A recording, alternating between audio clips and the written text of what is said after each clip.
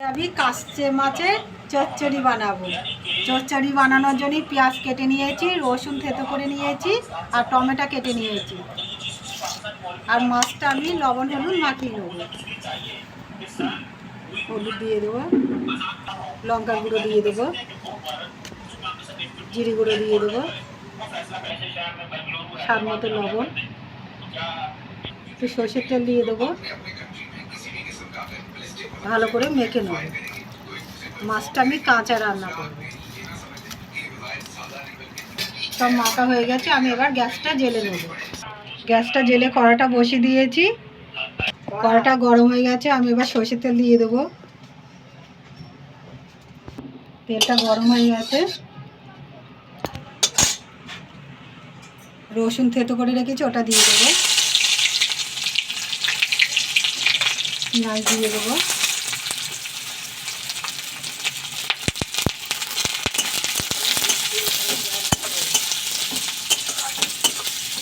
পেঁয়াজটা একটু ভাজা ভাজা করে নিয়েছি। সামনে একটু আদা রসুন বাটা দিয়ে দেবো।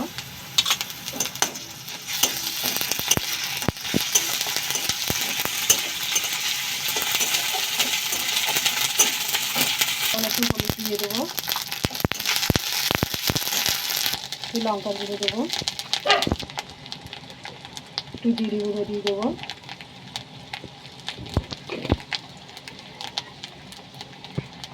সামনে একটু লবণ দিয়ে দেবো, দুটো টমেটো কেটে রেখেছি এটা দিয়ে দেবো।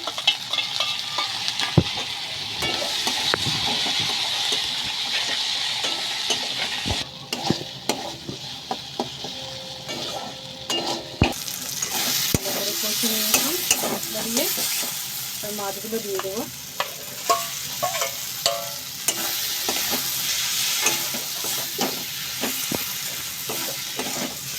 মাছটা একটু কষে নিয়েছি, আমি এবার একটু জল দিয়ে দেবো।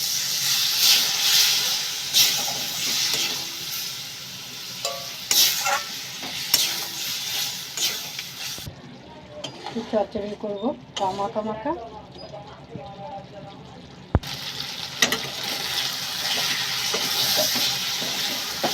দেখুন কি সুন্দর হয়েছে, তেল ছেড়ে গেছে। চচ্চড়িটা আমার হয়ে গেছে, আমি এবার নামিয়ে নেব।